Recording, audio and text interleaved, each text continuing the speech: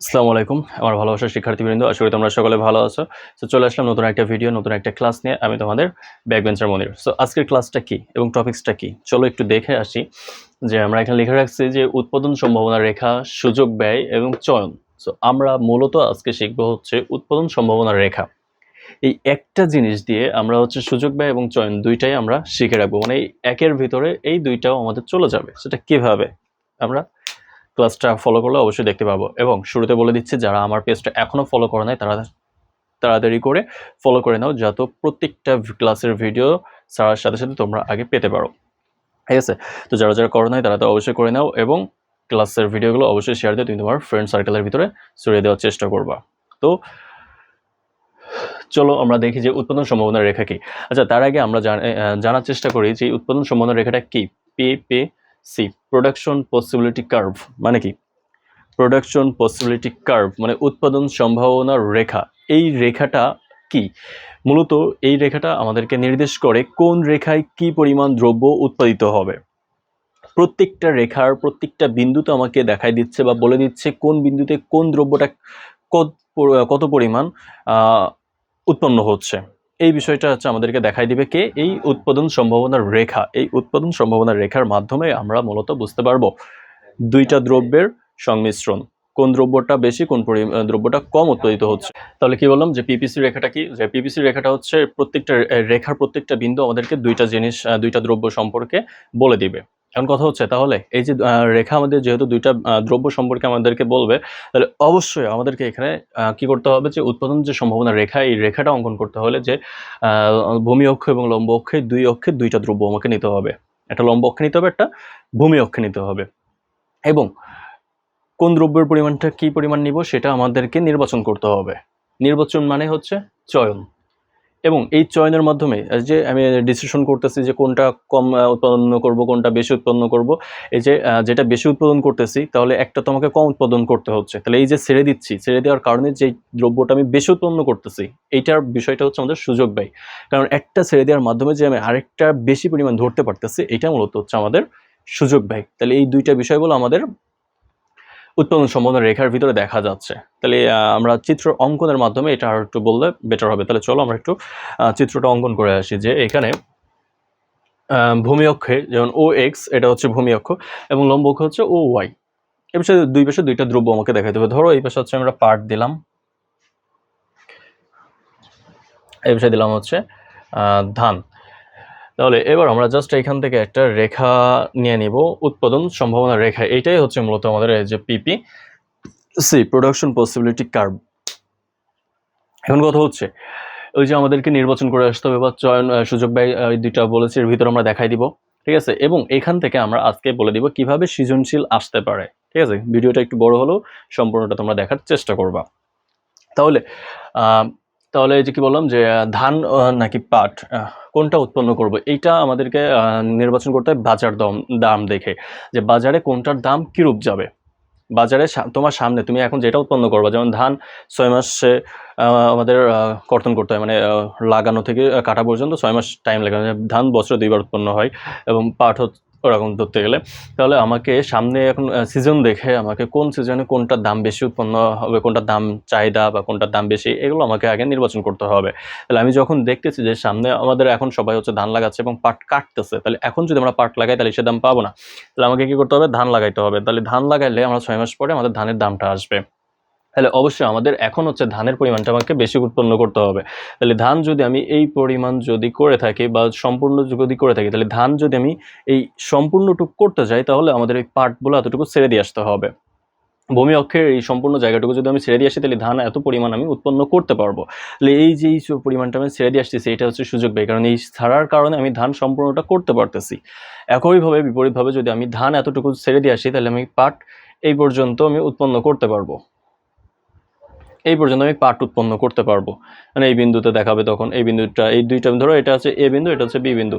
তাহলে এ বিন্দু হলো আমাকে দেখাচ্ছে, মানে এই এ বিন্দু এটা বলো আমাকে বোঝাচ্ছে যে এখানে ধান বেশি উৎপন্ন হয়েছে, পাট কম। একইভাবে বি বিন্দু বলো আমাদেরকে যাচাই করে দেখাচ্ছে এখানে পাট বেশি উৎপাদিত হয়েছে এবং ধানের পরিমাণটা হচ্ছে কম। তাহলে এই যে আমরা বলেছিলাম যে পিপিসি এই রেখাটা আমাদেরকে দুইটা দ্রব্যর সংমিশ্রণ দেখাবে যে ওই বিন্দুতে কি পরিমাণ কোনটা উৎপাদিত হয়েছে, এটা আমাদেরকে দেখাই দেবে হচ্ছে এই পিপিসি রেখাটা। আর ওই যে সুযোগ ভাই যে একটা ছাড়ার ফলে আরেকটা আমি নিতে পারছি, এটা হচ্ছে সুযোগ ভাই। আমি যদি অন্য একটা হিস্ট্রি দিয়ে বলি, যেমন একটা ছোট একটা গল্প বলি, যেমন একটা তোমাকে তোমার বাবা বললো যে দুইটা জিনিসের নাম বলছে, যে কোনো একটা তোমাকে নিতে হবে, যে দুইটা জিনিস তোমাকে একসাথে দিবে না। যেমন তুমি হচ্ছে ডিমান্ড করছো তোমার বাবার কাছে যে একটা বাইক অথবা আর একটা ফোন, একটা দামি ফোন একটা দামি বাইক, দুইটা জিনিস তুমি চেয়ে বসছো। এখন কথা হচ্ছে তোমার বাবার সামর্থ্য আছে যে কোনো একটা দেওয়ার, তাহলে তোমাকে এখন ডিসাইড করতে হবে যে তুমি কোনটা নিবা, বাইক নিবা নাকি হচ্ছে মোবাইল ফোন নিবা। এই দুইটার ভিতরে তোমাকে একটা ডিসিশন নিতে হবে। তাহলে তুমি যদি বাইক নাও, ধরো হচ্ছে এই পাশে দিলাম আমি বাইক, এই পাশে দিলাম হচ্ছে মোবাইল ফোন, ধরো লিখে দিই বাইক ফোন। তাহলে এখন কথা হচ্ছে যে ওই যে নির্দিষ্ট করে দিচ্ছে যে কোনটা তুমি নিবা সেটা তোমাকে ডিসাইড করতে হবে। তাহলে এখন তুমি যদি বাইকের দিকে যাও তাহলে তোমাকে অবশ্যই ফোনটা বলে ছেড়ে দিতে হবে, কারণ এই ফোনটা ছাড়ার মাধ্যমে তুমি বলো বাইক নিতে পারতেছো, কারণ এখানে তোমাকে নির্দিষ্ট করে দিচ্ছে যে কোনটা তুমি নিবা। একইভাবে যেটা আমি বলেছিলাম যে বাজার দাম দেখে এসে আমাকে নির্বাচন করতে হবে আমি কোনটা বেশি উৎপাদন করব। ঠিক আছে, তাহলে এটাও তোমাকে সেম বিষয়টা, যে তোমার বাবা এখানে নির্দিষ্ট করে দিয়েছে যে তোমার যে কোনো একটা তুমি নিতে পারবা, তাহলে তোমাকে যে কোনো একটা যাচাই করতে হবে যে হয় ফোন নিবা নাই বাইক নিবা। এখন তুমি যদি বাইক নাও তাহলে ফোন ছেড়ে দিতে হবে, অথবা যদি তুমি ফোন নাও তাহলে বাইক তোমাকে ছেড়ে দিতে হবে। তাহলে এই যে তুমি যেটা ছেড়ে দেওয়ার মাপ ফলে তুমি আরেকটা জিনিস তুমি নিতে পারতেছো, এই যে ছেড়ে দেওয়া যে দ্রব্যটা বা বিষয়টা, এটা হচ্ছে তোমার সুযোগ ব্যয়। আর এই যে যেটা ছেড়ে দিচ্ছ যেটা নিচ্ছ, এটা তুমি কি চুজ করছো, নির্বাচন করছো, তাহলে এইটা যাচ্ছে আমাদের চয়নের দিকে, যে তুমি বাইক নিলা, তাহলে এটা তুমি বলো চয়ন করছো, মানে চয়েস করছো, এটা বল তুমি ছেড়ে দিয়েছো। তাহলে এই যে নির্দিষ্টভাবে যেটা চয়েস করছো, এটা হচ্ছে মূলত চয়ন, আর এটা হচ্ছে সুযোগ ব্যয়। বুঝাইতে পারছি যে যেটার মাধ্যমে ছাড়ার মাধ্যমে তুমি আরেকটা নিতে পারছো, এটা হচ্ছে সুযোগ ব্যয়, আর যেটা তুমি পছন্দ করে নিয়েছো সেটা হচ্ছে চয়ন। এবার কথা হচ্ছে এই রেখার মাধ্যমে আমরা জাস্ট সৃজনশীলটা শিখবো, যে কিভাবে উৎপাদন সম্ভাবনার রেখা থেকে আমাদের সৃজনশীল আসে। জাস্ট এটা দেখার চেষ্টা করি, অল্প কথা দিয়ে ছেড়ে দিব। দেখো একটু খেয়াল করলে যে আমি এখানে দুইটা বিন্দু দিয়েছি, একটা হচ্ছে এ বিন্দু, একটা হচ্ছে বি বিন্দু। এখন কথা হচ্ছে এখানে তোমার ঘতে এটা ধরো একটা উদ্দীপক সৃজনশীল দিয়ে দিবে, দিয়ে বলবে হচ্ছে উদ্দীপকের এ চিহ্নিত স্থানে কি উৎপাদন করা সম্ভব নাকি না। তার আগে জাস্ট এটা হচ্ছে তোমাদের প্রশ্ন যে এ বিন্দুতে উৎপাদন করা সম্ভব কিনা। সিম্পল ভাবে দেখো, এই যে এ বিন্দু এটা হলো আমাদের উৎপাদন সম্ভাবনার রেখার বাইরে অবস্থিত, কারণ উৎপাদন সম্ভাবনার রেখা কোনটা, এইটা, মানে এই যে পর্যন্ত এই যে সীমানাটা, এটা হচ্ছে আমাদের পিপিসি রেখা। এই রেখা পিপিসি রেখা মানে কি উৎপাদন সম্ভাবনা রেখা, এটা বলে আমাদের নির্দিষ্ট বলে নাই যে এই রেখা পর্যন্তই উৎপাদন হবে, এটা বলে নির্দিষ্ট করে দেয়নি। কি বলেছে, এই রেখা পর্যন্ত উৎপাদন হতে পারে, মানে এটা একটা সম্ভাবনা, এই রেখার বাইরে তাহলে যাওয়ার কোনো মানে চিন্তাই করা যাবে না। যদি নির্দিষ্ট করে দিত তাহলে কিছুটা হয়তো এই রেখার বাইরে আমরা যেতে পারতাম, কিন্তু আমাদের বলেছে সম্ভাবনা, মানে এই রেখা পর্যন্ত তুমি সম্ভবত উৎপাদন করতে পারো। তাহলে যেখানে আমাকে সম্ভাবনাই দিয়ে দিয়েছে এই রেখা পর্যন্ত, কারণ এখানে আমাদের নির্দিষ্ট জমি আছে, এই নির্দিষ্ট জমিতে হচ্ছে আমাদের উৎপাদন করতে হচ্ছে। তাহলে এই জমির বিষয় নিয়েই তো আমাদের এই রেখাটা অঙ্কন। তাহলে এই জমিতে আমাকে সম্ভাবনা দিয়ে দিয়েছে তুমি এখানে এই পর্যন্ত উৎপাদন করতে পারবা, ধরো 10 মণ তুমি এই জমিতে উৎপাদন করতে পারবা, তাহলে 10 মণের বাইরে মনের ভুলো কল্পনা করা যাবে না। তাহলে এইটাই ধরো এই রেখাটাই হচ্ছে 10 মণের রেখা, তাহলে এর বাইরে 1 কেজিও তুমি বৃদ্ধি করতে পারবে না। তাহলে আমার এ বিন্দুটা রয়েছে হলো এই রেখার বাইরে অবস্থান। তাহলে অবশ্যই আমাদের অ্যান্সারটা হবে এরকম যে উদ্দীপকের এ বিন্দুতে উৎপাদন করা পসিবল না, কারণ এটা পিপিসি রেখার বাইরে অবস্থান করছে, মানে উৎপাদন সম্ভাবনা রেখার বাইরে অবস্থান করছে, যার জন্য এখানে আমাদের উৎপাদন করা যাবে না। এই বিষয়ে তুমি বিভিন্ন ধরনের সংজ্ঞা তুমি ব্যাখ্যা লিখে দিয়ে আসলে অ্যান্সার পেয়ে যাবা। এবার কথা হচ্ছে উদ্দীপকের বি বিন্দু থেকে উৎপাদন করা সম্ভব, এবং ওইখানে কি ব্যক্তি উৎপাদন করবে নাকি করবে না, মানে এই ধরনের একটা প্রশ্ন আসতে পারে। কারণ কথা হচ্ছে আমাদের আমার যে জমি, এই জমিতে আমি উৎপাদন করতে পারবো এই পর্যন্ত, কিন্তু আমি যদি এখন এই পর্যন্ত উৎপাদন করি তাহলে এই যে গ্যাপটা থেকে যাচ্ছে উৎপাদন ক্ষমতা, মানে 10 মণ আমি উৎপাদন করতে পারবো, আমি 2 মণ উৎপাদন করে থেমে যাচ্ছি, তাহলে এই যে 2 - 10 = যে 8 মণ, তাহলে এই 8 মণ কি আমার বেশি বেঁচে যাচ্ছে, মানে উৎপাদন করতেছে না, তাহলে ওইটা কি ওই জায়গাটার আমার অপচয় হচ্ছে। কারণ একটা দেশের একটা কৃষকের উপরে নির্ভর করে অনেকগুলো মানুষ, কারণ একটা কৃষক শুধুমাত্র তার পরিবারের জন্য করে না, তার ওই সমাজের জন্যও করে, সমাজের মানুষ তার দিকে চেয়ে থাকে।